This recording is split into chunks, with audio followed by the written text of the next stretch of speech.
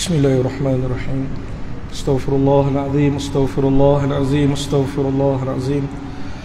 Assalamualaikum warahmatullahi wabarakatuh. Innal hamdalillah nahmaduhu wa nasta'inuhu wa nastaghfiruh wa na'udzu billahi min shururi anfusina wa min sayyiati a'malina.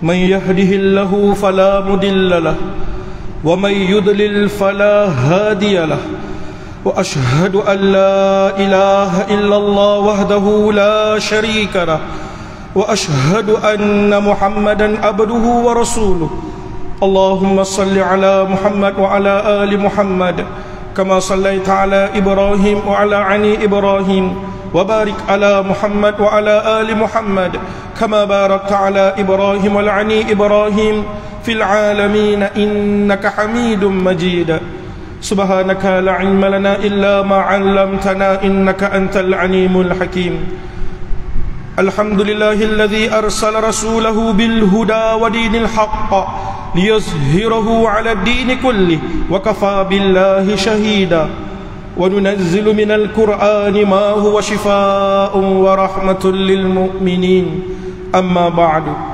Muslimin dan muslimat yang dirahmati Allah, Alhamdulillah, Alhamdulillah, Alhamdulillah, syukur kepada Allah Subhanahu wa ta'ala dengan limpah kurniaan kasih sayang rahmat daripadanya, terus memberikan kita nikmat kesihatan, nikmat Islam serta iman serta keamanan. Alhamdulillah dapat sama-sama kita berkumpul menunaikan solat fardu maghrib secara berjemaah di rumah Allah penuh keberkatan ini, Masjid Setia Alam.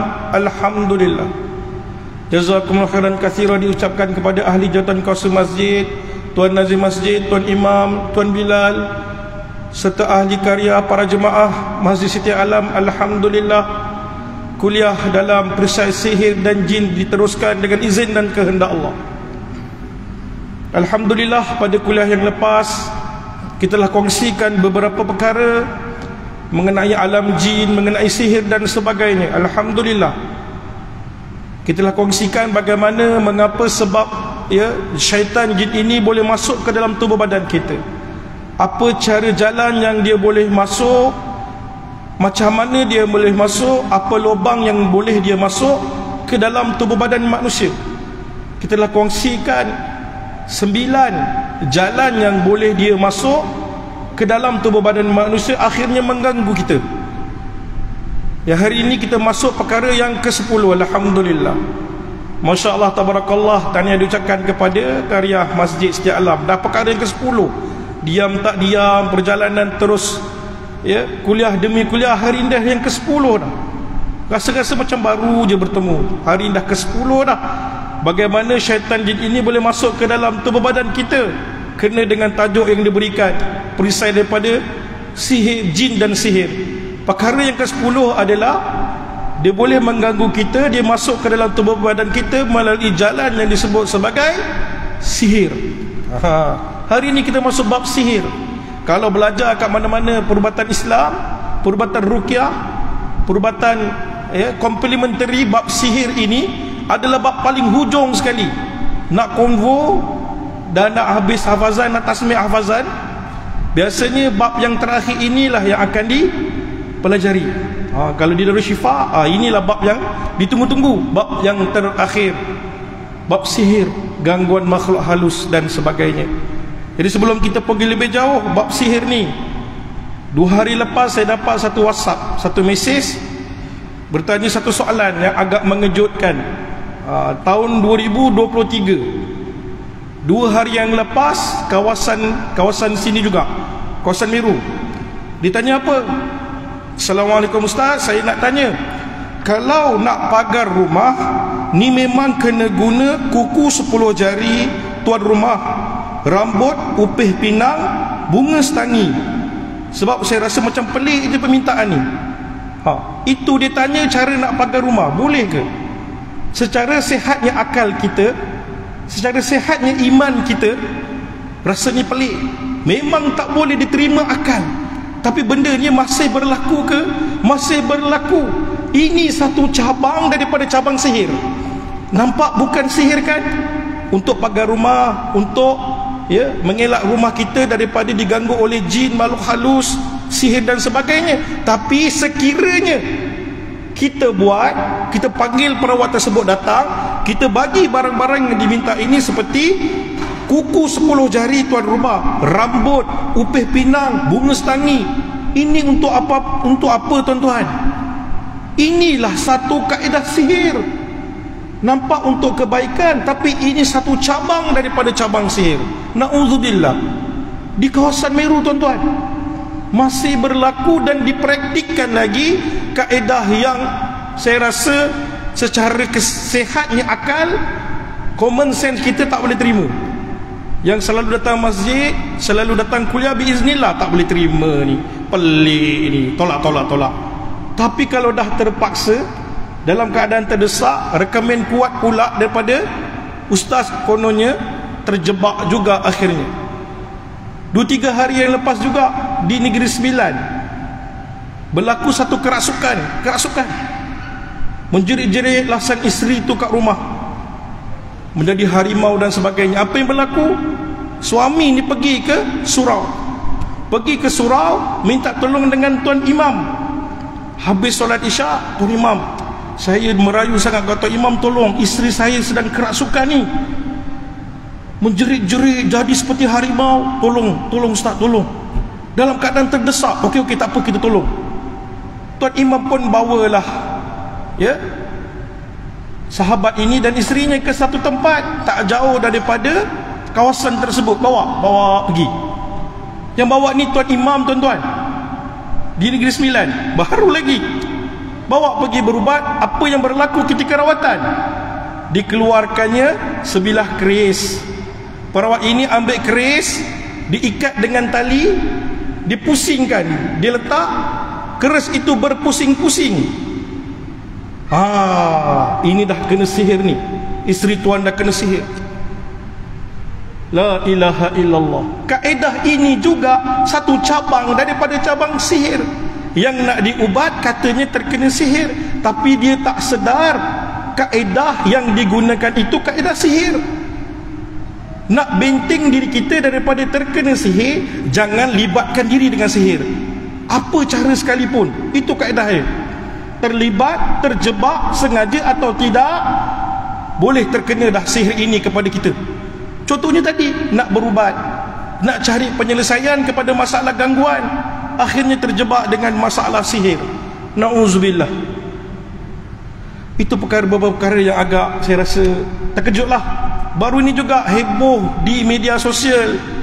Terkejut juga statement seorang ustaz.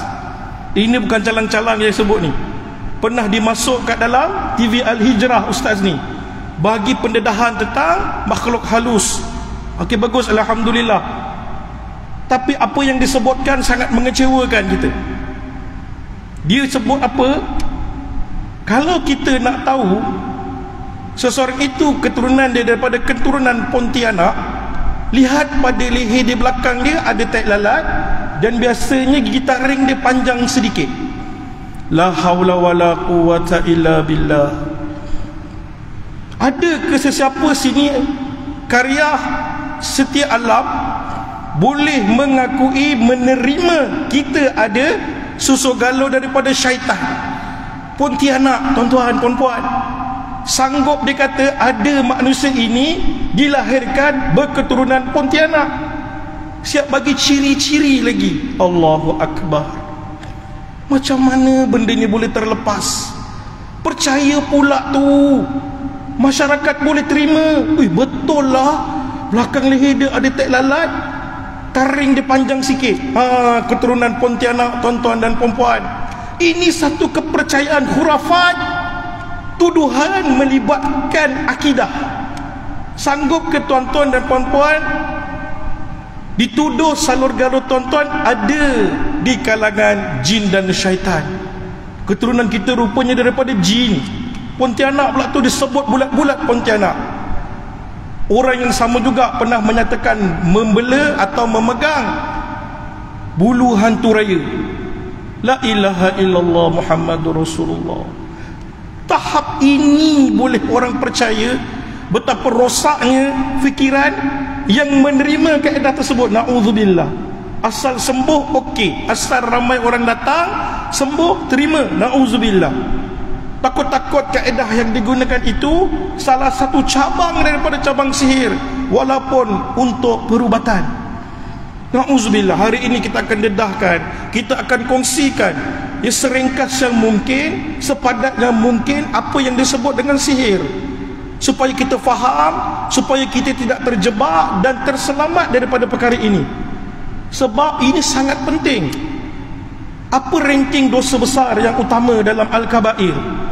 Ranking dia yang Nabi sebut ini memang salah satu dosa daripada dosa besar. Yang pertama adalah syirik kepada Allah. Yang kedua, perkara yang berkaitan dengan sihir. Dalam ranking 10 yang teratas, 70 dosa-dosa besar adalah perkara berkaitan sihir. Sihir yang biasa kita dengar, nak buat orang santau, busung, pecah belah tangga rumah orang, rosakkan perniagaan orang, buat orang jadi gila. Itu perkara biasa. Itu orang biasa sebut sihir. Menggunakan syaitan iblis, antara jin iblis, untuk memudaratkan seseorang. Tak semestinya.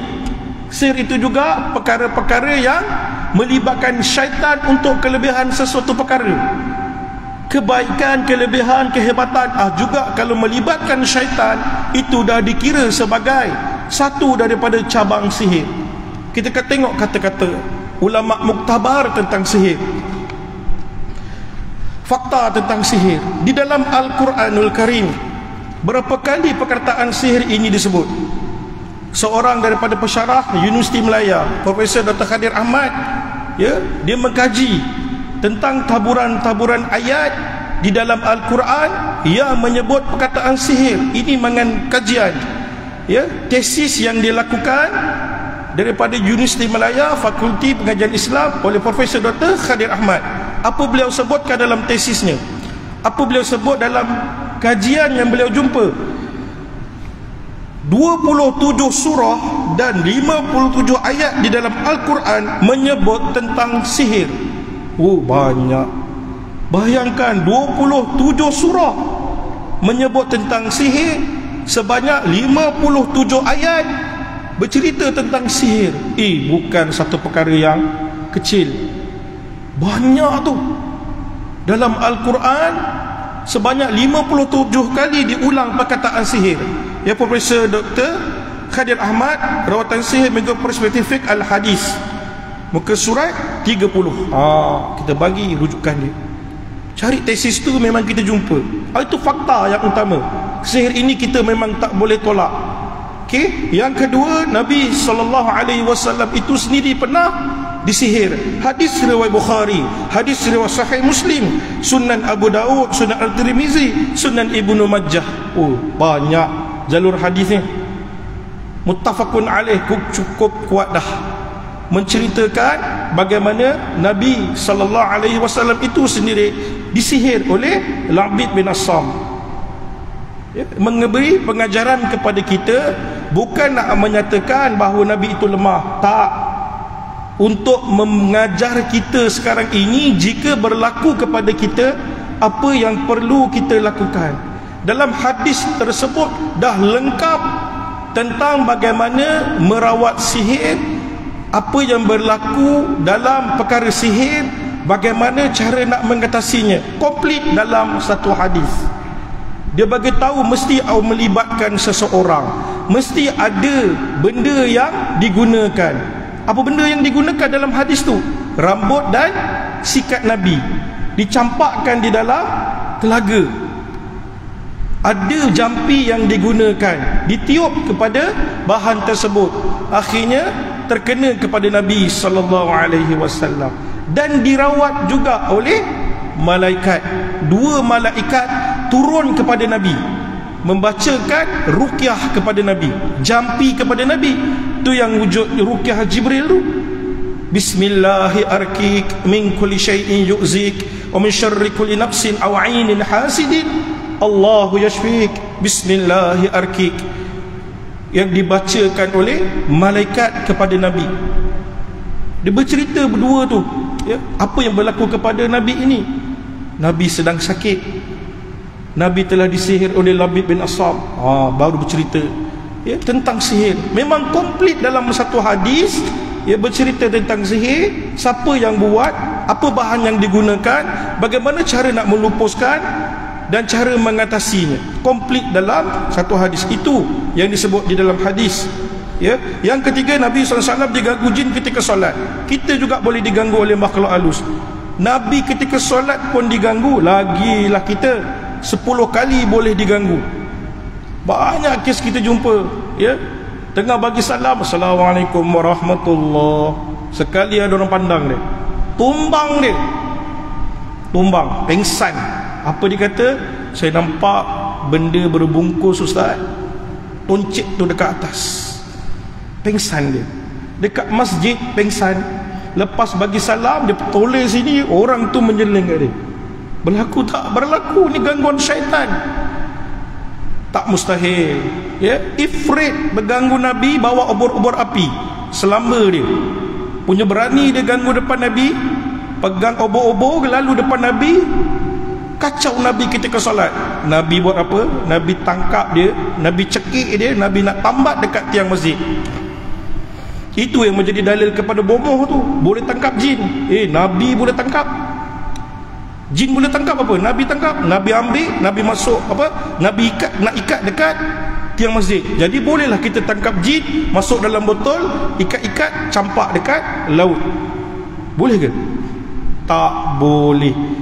Kaedah tersebut bukan kaedah ruqyah syar'iyah. Itu pengkhususan kepada Nabi sallallahu alaihi wasallam sahaja. Tidak ada manusia yang boleh tangkap jin, masuk dalam botol, buang dekat laut, sungai dan sebagainya. Tak ada kaedah tersebut. Kalau buat, bertaubat kepada Allah. Itu bertentangan dengan kaedah yang syar'i. Hati-hati. Yang seterusnya, ya, Sayyidina syaitan mencuri harta zakat, pemuda mati setelah membunuh seekor ular, hadis riwayat Muslim. Ya, kerasukan dan resapan jin dalam tubuh badan manusia adalah satu perkara yang hakikat. Syekhul Islam Imam Ibn Taymiyah, ya, memang ulama muktabar menyatakan syaitan itu boleh masuk dan mengganggu manusia, masuk ke dalam tubuh badan, akhirnya mengganggu manusia. Okey, apa pandangan ulama tentang maksud sihir? Setiap sesuatu yang tersembunyi sebabnya, berlaku dalam khayalan bukan hakikat, dan berlaku melalui tipu daya. Imam Fakhr Ar-Razi, Imam Fakhr Ar-Razi menyebutkan sihir itu apa? Ia adalah satu perkara khayalan, bukan hakikat. Contoh, duit, daun menjadi duit. Kita ambil daun, letak dalam kotak, pusing-pusing-pusing, keluar jadi duit. Yang keluar tu rupanya bukan duit, adalah masih daun. Itulah khayalan yang disihir mata kita. Pembedahan batin, belah-belah-belah, keluar, ya, barang-barang yang bermasalah dalam badan kita. Itu khayalan, sihir, bukannya perkara yang hakikat. Ini yang disebut Imam Fakhr Ar-Razi. Okey, sihir ialah satu simpulan ikatan, jampi dan kata-kata tertentu sebagai mentera. Imam Ibnu Al-Qudamah dalam kitab Al-Mughni. Persekepatan antara tukang sihir dengan syaitan dengan melakukan perkara syirik bagi mendapatkan pertolongan syaitan. Imam Fakhr Ar-Razi, Ibnu Khaldun, Syekh Abu Wahid Abu Salam Bali. Okey, ini yang disebut oleh ulama-ulama muktabar tentang masalah sihir. Jadi kita simpulkan, Dr. Amran Kasimin, ya, dalam kuliahnya, siapa-siapa yang pernah ikuti kuliah dia, alhamdulillah, saya sempat bertalaki 3 tahun tentang perubatan Islam bersama Dr. Amran Kasimin. Ini antara perkara yang dibincangkan. Beliau menyimpulkan maksud sihir ini adalah dia mempunyai unsur-unsur yang disebutkan oleh ulama-ulama tadi. Yang pertama, rahsia dan punca yang tersembunyi. Jika itu amalan-amalan sihir, ya, biasanya amalan tersebut adalah satu yang rahsia, tak boleh diceritakan ke orang, hanya orang tertentu sahaja boleh belajar. Senyap-senyap, duduk dalam hutan, jauh daripada orang ramai. Benda itu adalah satu perkara yang rahsia, tak boleh diceritakan. Ilmu ini ilmu yang rahsia. Itu salah satu unsur yang ada dalam sihir. Kalau ilmu itu dirahsiakan, tak boleh beritahu orang, hati-hati. Ilmu ini wajib disebarkan, diajarkan. Tak ada ilmu rahsia dalam Islam. Tapi sekiranya ilmu itu adalah rahsia, tak boleh beritahu orang, dan benda ini tersembunyi, hati-hati. Itu salah satu unsur daripada unsur sihir. Yang kedua, khayalan bukan hakikat. Khayalan bukan hakikat. Apa yang kita nampak itu khayalan semata-mata, bukan perkara yang sebenar. Seperti yang disebut oleh Profesor Dr. Jahid Siddiq, ya, tentang masalah santau. Darah yang keluar daripada mulut pesakit ketika muntah darah, dia sakit kat dalam, pergi hospital, tak ada luka, tak ada masalah. Tapi pesakit amat menderita bila muntah keluarnya darah separuh cawan. Muntah, batuk, bersembur dengan darah. Kadang-kadang darah yang kita nampak itu, yang dilihat, yang keluar, bukan darah sebenar, bukan darah hakikat, tapi itulah khayalan daripada mata orang yang melihat, mata pesakit dan sekitarnya saja. Yang keluar bila cek darah dalam semua okey, tak ada masalah, cukup darah dia, tak perlu tambah darah, tak ada masalah dengan luka-luka dalam badan. Itu yang disebut sebagai satu khayalan. Buang batu karang, tarik guna limau, gosok, keluar batu. Batu itu kadang-kadang bukannya hakikat, tapi khayalan semata-mata. Takut-takut itu cabang daripada cabang sihir. Hati-hati, ya. Benda ini pernah dibuat satu kajian oleh Dr. Jahid Siddiq tentang amalan bedah batin, ya. Dengan jelas Profesor Dr. Jahid Siddiq menyebutkan itu satu cabang daripada cabang sihir. Bedah batin, keluarkan sesuatu daripada tubuh badan manusia, satu cabang daripada cabang sihir. Habis kita rawat-rawat, keluarnya paku, keluarnya benang, keluarnya macam-macam. Kalau buat selalu jadi, itu satu daripada cabang sihir. Perawat ruqyah amat sukar untuk perkara ini berlaku, ya. Rawat-rawat, tarik-tarik, keluarnya paku, jarum, benang yang disipulkan, keluar keris. Oh, banyak tu kita jumpa. Saya hari tu rawat dengan seorang perawat ni, bila dia baca, dia gosok-gosok, keluarnya keris. Tukang urut, berpasir-pasir badan kita, keluarnya pasir. Hati-hati. Hati-hati. Bila ada kaedah tersebut, hati-hati. Kaedah ruqyah tidak sebegitu. Sepanjang saya pernah bersama dengan Tuan Guru Sa'ruddin ikut praktikal, tanya masa kita kuliah, nak jadi benda sebegitu kalau 1000, satu pun susah. Satu pun susah. Ya, kadang-kadang memang ada berlaku, tapi ialah bukan on the spot. Bukan on the spot. Balik rumah dah 2 hari, buang najis, ketika dalam buang najis terperasan ada paku. Mungkin boleh berlaku, tapi amat jarang itu berlaku, ya. Yang kedua, khayalan bukan hakikat. Yang ketiga, perkara mencari adat. Biasanya unsur-unsur sihir ini dia mencari adat di luar biasa, macam magic, kan? Kebal, ya, tak logik dengan akal kita. Benda itu sukar untuk berlaku, ya. Boleh, ya, berdiri di atas sebatang lalang, boleh berjalan di atas air. Hati-hati. Boleh makan paku kaca tanpa rasa bersalah. Rasa tak bersalah dia makan kaca paku, tak rasa takut pun, tak mati pun. Kan? Minum racun, tak ada apa-apa, kan? Dicabar minum racun, dia mencari adat perkara ni. Tak boleh terima kita, macam pelik, magic. Hati-hati. Salah satu cabang sihir dia adalah perkara yang mencari adat. Okey. Yang seterusnya tidak logik menurut akal. Tak logik menurut akal. Contoh kebal, toreh, ya, logik akal pasti akan luka dan berdarah. Itu fitrah dia. Tapi bila ditoreh gunakan benda yang tajam, boleh lagi buat pertunjukan. Itu satu cabang daripada cabang sihir. Cabang sihir. Tak ada manusia yang kebal, tuan-tuan dan perempuan sekalian. Tak ada. Ya, walaupun disebutlah ini adalah ilmu daripada ilmu Allah, setakat ini tak dapat dibuktikan daripada sudut sirahnya, daripada sudut dalilnya, daripada sudut keharusannya. Tak boleh dibuktikan. Tak ada. Ya, belajar jadi kebal, amal-amal kebal. Allahu Rabbi, kalau betul lah wujud ni kebal, kita minta tolonglah, pergilah ke Palestin sana, hantar dia, tolong beramai-ramai, bagi ilmu ni kepada pejuang-pejuang dekat sana, supaya dapat bertahan dan melawan Israel lanatullah alaih. Tu kita fikir sekarang ni, kenapalah santau, kenapalah ilmu sihir ini tak dihantar ke sana, kan? Pengamal-pengamal sihir ini, kan, kalau ada peri kemanusiaan, cuba ilmu itu praktikan di Palestin, hantar ke sana. Boleh tak benda itu berlaku? Uish, tak boleh Ustaz. Pantang. Melepasi lautan, ilmu tak lepas. Pantang dia, tak boleh melepasi lautan. Lepas laut, ilmu tahu tak menjadi.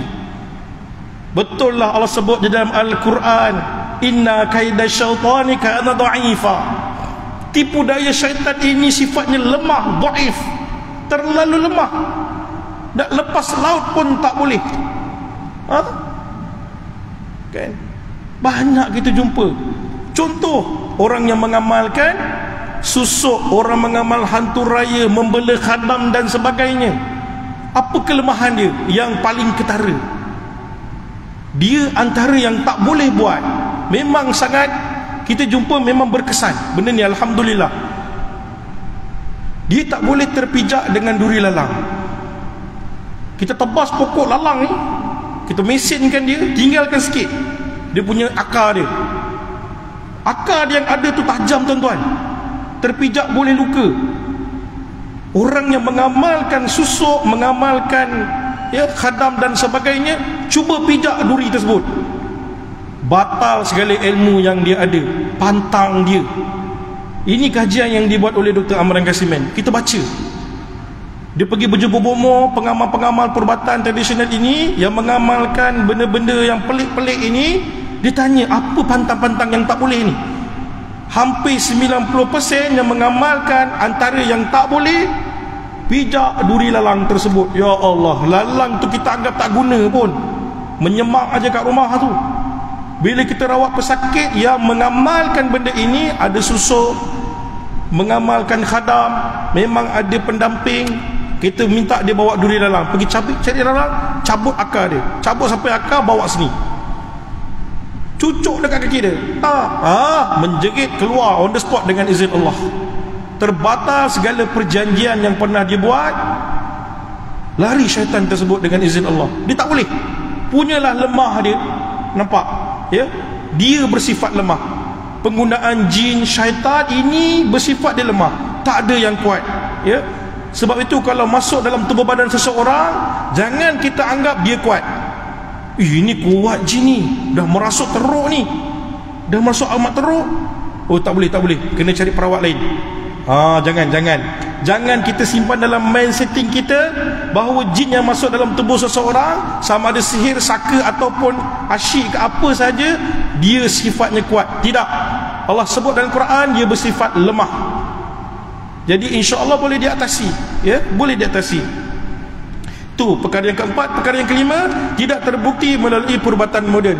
Sihir ini bila terkena kepada manusia, ia tidak terbukti daripada perubatan moden. Pergi cek, clear, kamu sihat, kamu tak ada masalah, darah kamu okey, ya, kamu sihat sepenuhnya. Tapi pesakit akan merasakan dirinya amat menderita. Sakit kepala yang amat sangat, bisa badan ini, perut mengembung, tak ada selera makan, hilang keupayaan diri, lumpuh dan sebagainya, keluar penyakit kulit yang tak sembuh-sembuh, kan? Yang kena sihir dengan katak, the package tu kalau kena tu, Tukang sihir gunakan katak. Satu dia kembung perut, yang kedua kulit dia menggerutu. Macam mana katak yang digunakan? Katak puru.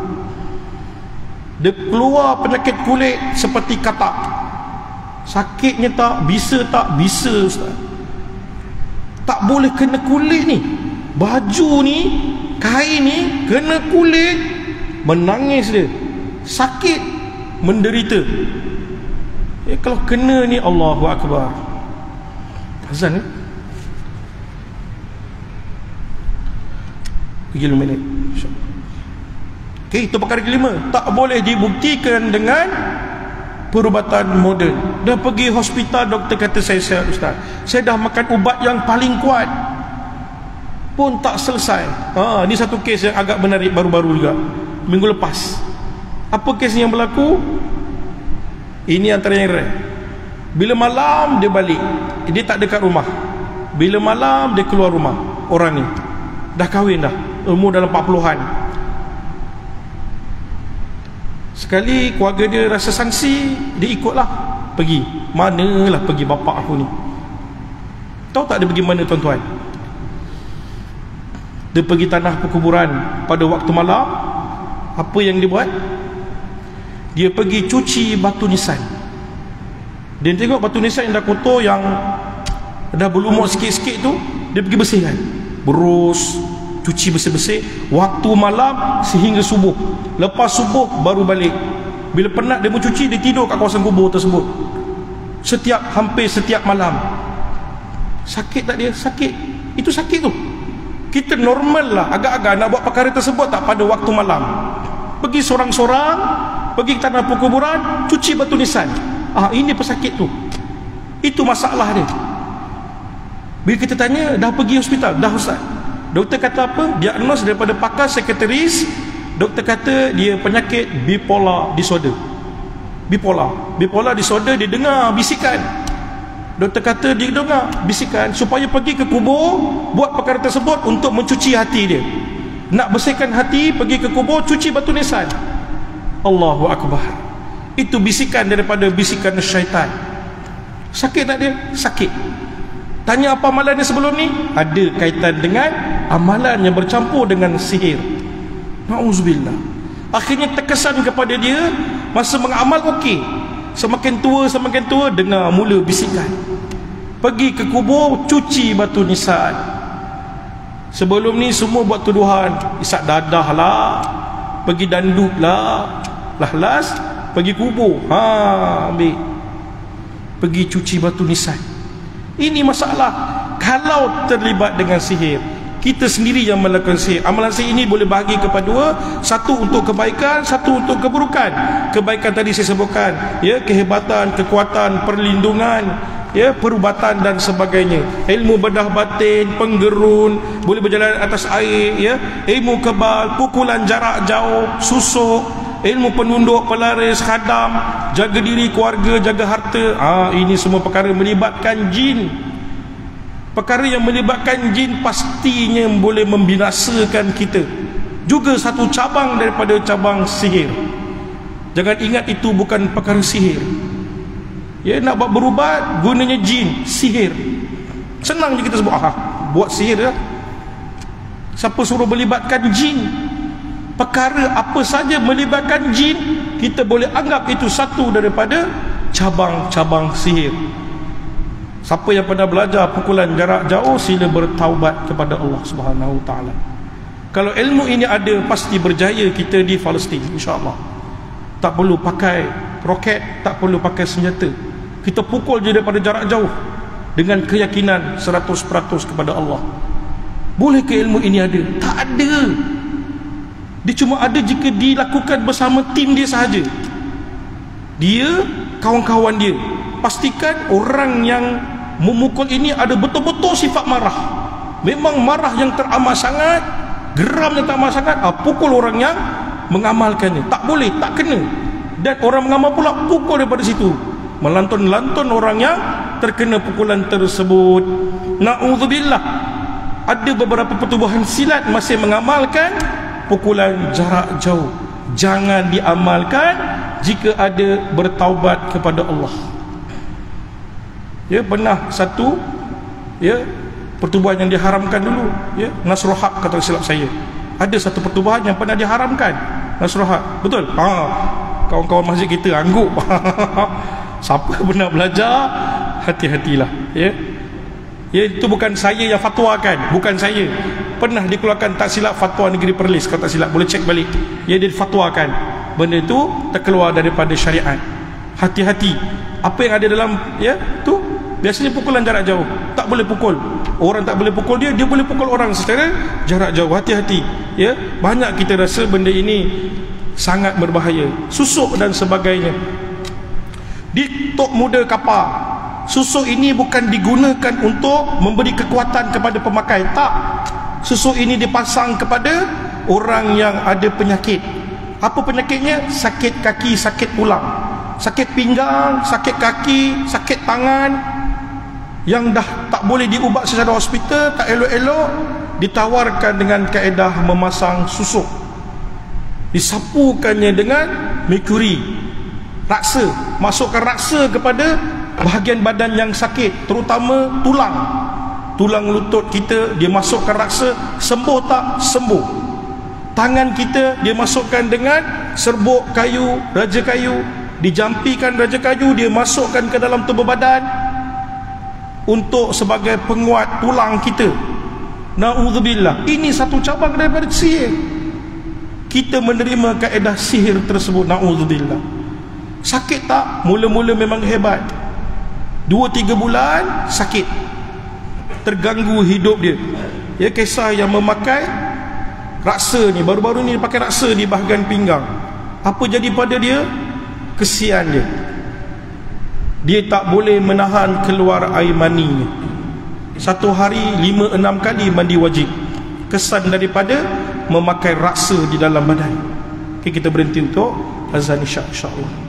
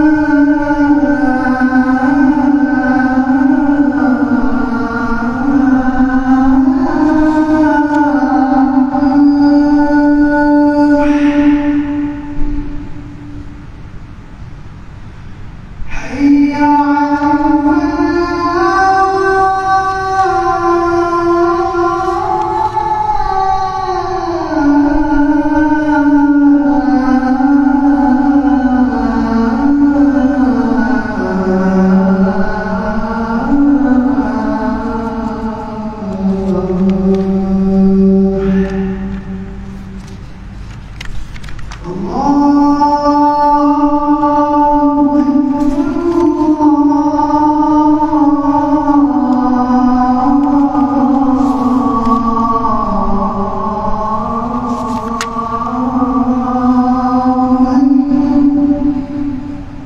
Akbar, Allahu Akbar.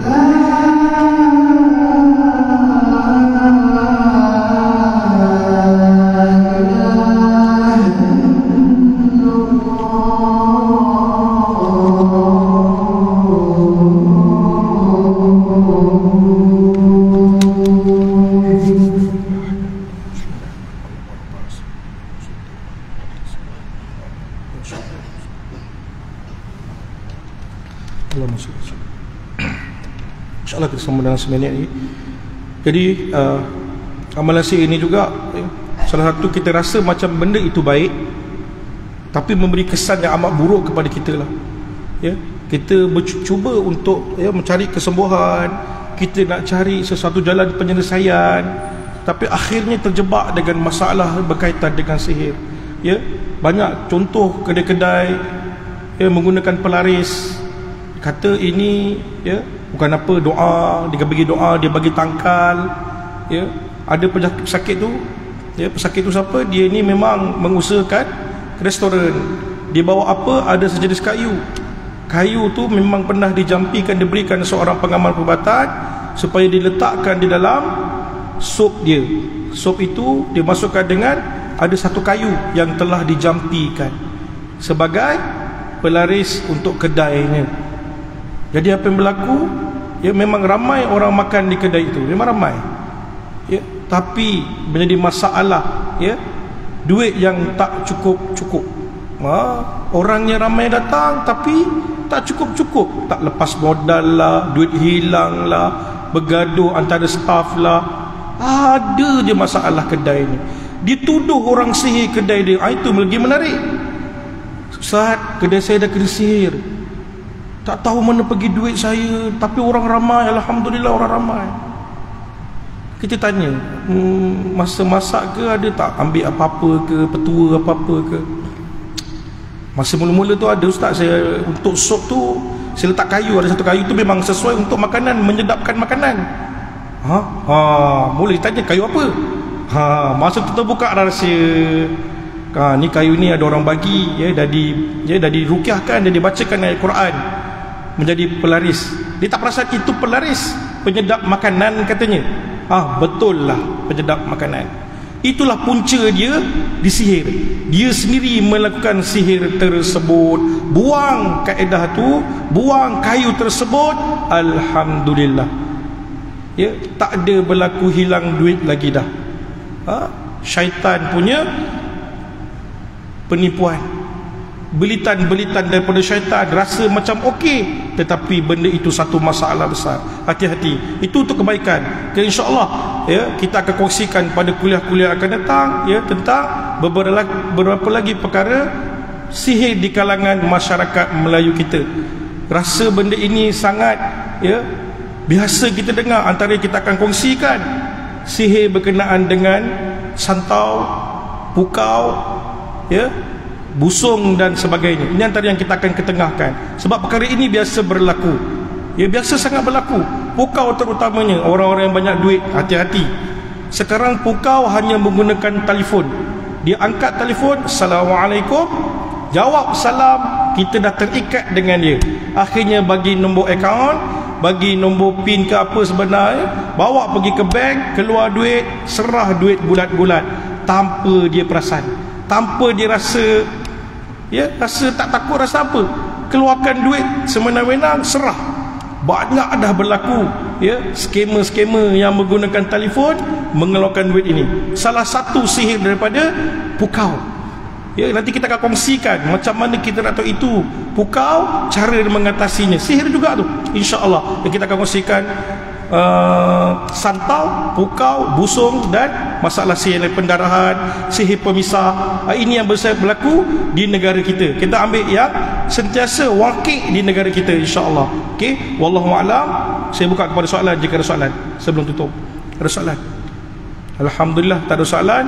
Moga-moga ia bermanfaat. Moga-moga kita sentiasa dalam perlindungan dan penjagaan Allah, sentiasa dalam redha Allah, jaga diri, jaga amalan kita. Janganlah terlibat dengan perkara-perkara berkaitan dengan sihir, perkara-perkara berkaitan dengan jin, pelibatan jin, elakkan sama sekali. Wallahu a'lam. Moga bermanfaat. Kita tutup dengan tasbih kafarah dan suratul As. Subhanakallahumma bihamdika asyhadu an la ilaha illa anta astaghfiruka wa atubu ilaik. Wal 'asr innal insana lafi khusr illa alladhina amanu wa 'amilus solihat wa tawasaw bil haqq wa tawasaw bis sabr. Assalamualaikum warahmatullahi wabarakatuh.